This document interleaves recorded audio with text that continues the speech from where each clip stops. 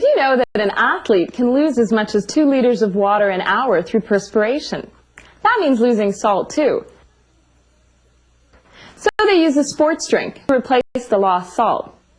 This powdered mix is a sports drink that tastes salty rather than sweet. Let's see how easily it dissolves in water. Well, the crystals are starting to dissolve right away. What makes water such a good solvent? Let's take a closer look. Here's what happens when something dissolves. Particles of solute move into the spaces between particles of solvent And make a uniform mixture. One of the ingredients here is salt. Do you know why it dissolves so easily? Something to do with water being attracted to positive and negative charges. You're on the right track.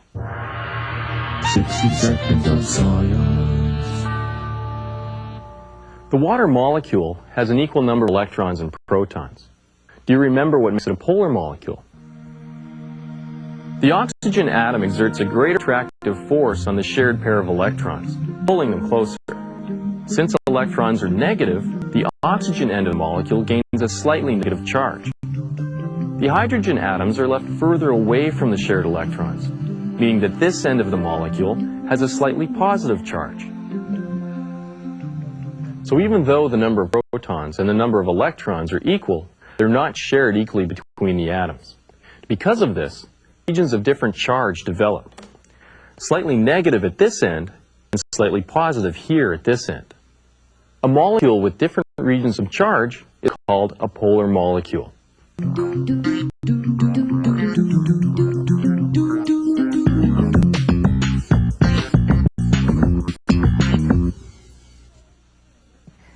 You've already seen Bohr's model of the atom.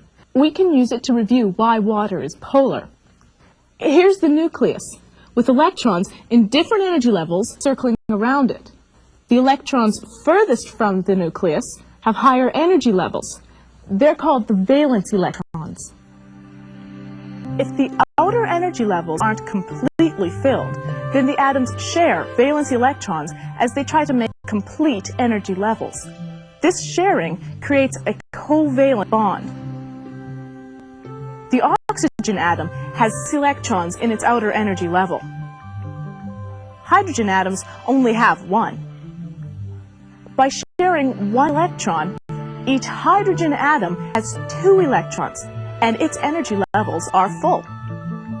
By sharing an electron with each of the hydrogen atoms, the oxygen atom has 2 more electrons available to it.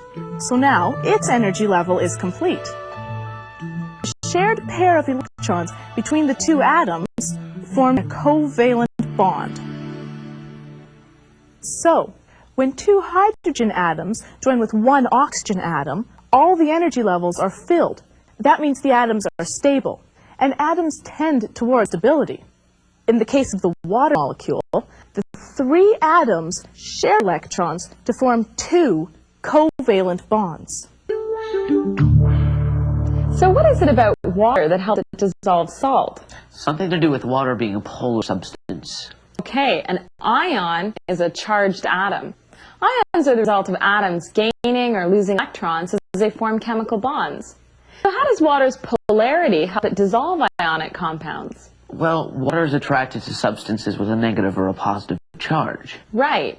And remember, salt is an ionic compound that separates into ions as the salt dissolves. Because the ions are charged, the polarity of the water molecule will help to keep them apart. Right. The water molecule forms an angle with negatively and positively charged sides.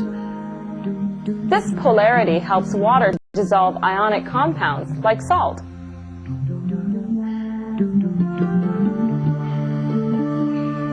This drink has sugar in it too, glucose. And it's a polar substance. Like water. Do you know why glucose is added? For quick energy? Good.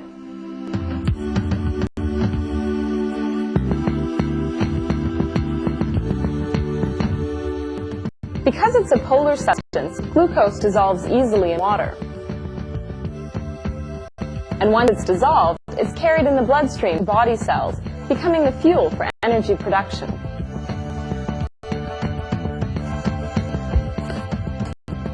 Now, Bryce, what do water molecules and glucose molecules have in common? They're both molecular compounds. What about salt and table sugar? They look identical. But one's a molecular compound and one's an ionic compound. Of course. They're easy to tell apart if you've ever added salt to your tea.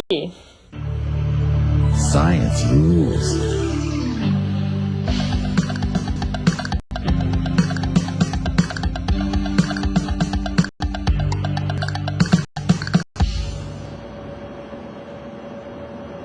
So how do you get rid of some of the stuff that's in the water?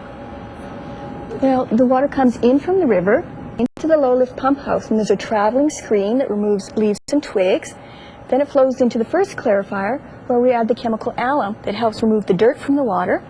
And in the spring, we also add activated carbon, which removes taste and odor molecules.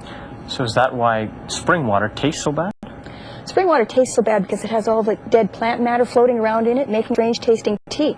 But actually, it smells bad. Your tongue can only detect sweet, sour, bitter, and salty. So you're actually probably just smelling the musty odor from the spring water. Well, sometimes I sense sort of a chlorine smell in the water. What is that? That's the chlorine we add to disinfect the water in our treat process. Now, depending where you live, you might have chlorine, chloramine, or ozone as a residual in your treated water.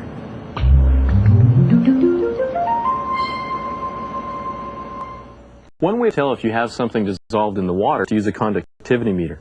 Dissolved ions will conduct electricity. Okay. There's no reading here. That's distilled water, so it doesn't have any dissolved ions in it. Well, this test only works for ionic solutions.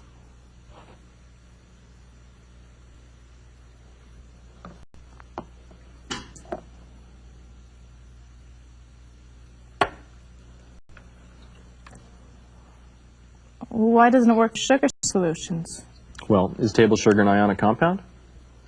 Right. Sugar's a molecular compound like water, so it doesn't conduct electricity. Most drinking water will show some level of conductivity, depending upon what's dissolved in it.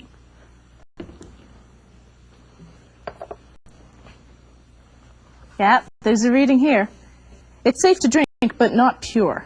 Truly pure water doesn't conduct electricity. No, but truly pure water is hard to find. That's because water is the great dissolver. And once something's dissolved in water, it isn't pure water. Well, that's just it. Water will dissolve as compounds, ionic or molecular, because of the polar nature of the water molecule. And once these compounds are dissolved in water, they're transported along the waterway.